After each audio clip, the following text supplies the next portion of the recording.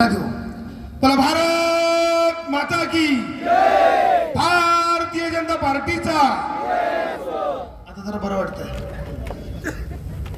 या कामठी जिल्हा परिषद पंचायत समिती पंचायत समिती निवडणुकीच्या सभेसाठी उपस्थित मोहोळ करायचं ना लय ते डॉल्बी वाटायला लागले। ही निवडणूक विकासाची निवडणूक आहे। आम्ही गेले आठवडे झाले फिरतोय, आम्ही विकासाचा विषय मांडतोय तर समोरची पार्टी मजा वाटासारखे विषय मांडतात, करमणुकीचे विषय मांडतात, एकाच कुटुंबावरती चिखलफेक करण्याचे विषय मांडताय। हे सगळं झालं असताना महाराष्ट्राचे मुख्यमंत्री देवेंद्रजी यांनी जाहीर केलं की माझा या सरकारमधला सवंगडी आकस्मिक ऍक्सिडेंटमध्ये निघून गेला, म्हणून मी या महाराष्ट्रातल्या कुठल्याही जिल्ह्यामध्ये कुठल्याही ठिकाणी एकही सभा घेणार नाही। आम्हालाही बरं वाटलं, मालकाने आम्हाला आदेश दिले की आपण फक्त समाजापुढे जाऊ, हात जोडू, विनंती करू, विकासाचा विषय मांडू आणि पुढच्या दाराला जाऊ, जनतेचा फक्त आशीर्वाद घेऊ, आपल्याला सभा घ्यायची नाही। पण काय लबाड लांडगी एवढी विचित्र निघाली, त्याच अजितदादांचा फोटो लावून रथ काढला, त्याला नाव दिलं शोक यात्रा। मी आपल्याला विनंती करतो, शोक यात्रा कशी असते हो? एखादा फोटो लावावा, शांतपणे गावातनं जावं, आपल्या नेत्यांची आठवण करावी, नेत्यांचा सन्मान करावा, त्यांना आदरांजली व्हावी।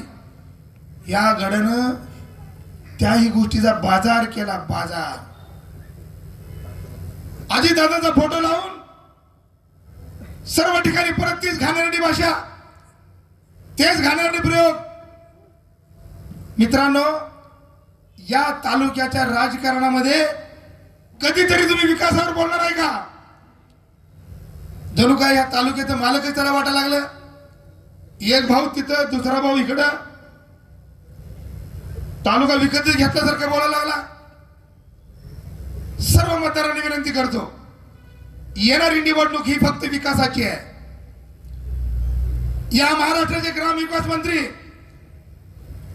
जयभाऊ गोरे यांनी या जिल्ह्याला प्रचंड अशी ताकद दिलेली आहे। या जिल्ह्यामध्ये फक्त 31 नगरसेवक नगरपालिकेमध्ये होते, त्यांच्या नेतृत्वाखाली आता 141 नगरसेवक भारतीय जनता पार्टीचे आहेत। गेल्या वेळेला फक्त एक नगराध्यक्ष कमळ चिन्हावर होता, आता 4 नगराध्यक्ष 7 ठिकाणी आमची सत्ता आहे। सोलापूर महापालिकेमध्ये 102 नगरसेवकांपैकी 87 नगरसेवक भारतीय जनता पार्टीचे निवडून आलेले आहेत। महाराष्ट्रामध्ये सगळ्यात उच्च अंक रेशो तो सोलापूरचा आहे। ते जयभाऊ ज्यांच्या महाराष्ट्रामध्ये ग्रामविकास खातं आहे, आपल्या गावातल्या छोट्या मोठ्या गोष्टी, ग्रामपंचायती असतील, पंचायत समिती असतील, जिल्हा परिषद असतील, ह्या तिन्ही गोष्टी त्यांच्या खात्यामध्ये येत आहेत आणि ते आपले पालकमंत्री आहेत। अशा नेत्यांच्या कार्यकर्त्यामध्ये आपल्याला हे दोन्ही उमेदवार निवडून द्यायचे आहेत। खताळताई जिल्हा परिषदला आहेत आणि अवताडेताई पंचायत समितीला आहे। आता अंकुशने सांगितलं, प्रत्येक गावामध्ये उमेदवार असतात, याही गावामध्ये उमेदवार आहेत, त्यांचा हक्क आहे मतं मागण्याचा, त्यांनी मतं मागितली पाहिजेत। पण बाबांनो, तो निवडून येणारच नाही। बरं, निवडून आला तर निधी आणणार कुठनं? कारण आमच्या खात्याचे मंत्री, आमचे पालकमंत्री आहेत, ते आम्हाला ताकद देणार आहेत। तुमच्या हातात आपल्या गावाचा विकास आहे, तुमच्या हातात तुमच्या गावाचा विकास आहे। अनेक गोष्टीवर आपल्याला बोलता येईल, वेळ कमी आहे, मालकालाही पुढे जायचं आहे. मी आपल्याला विनंती करतो, कुठल्याही परिस्थितीत हे दोन्ही उमेदवार निवडून येणारच आहेत. फक्त त्याला त्या विजयामध्ये तुमचा हातभार लावायचा आहे, विजयाच्या झेंड्याला तुमचा हात लावायचा आहे. इथपर्यंत आम्ही तुम्हाला सोडलं आणून. येणाऱ्या 7 तारखेला एकच मशीन आहे. त्या मशीनवरती वरच्या बाजूला पांढरी आणि खालच्या बाजूला फिक्कट गुलाबी मतपत्रिका आहे आणि दोन्ही मतपत्रिकेवरती कमळ बघा. कमळाच्या समोरील बटन दाबून दोन्ही उमेदवारांना खताळताई आणि अवतडताई यांना निवडून द्यावं अशी विनंती या माध्यमातून करतो. थांबतो. जय हिंद, जय महाराष्ट्र.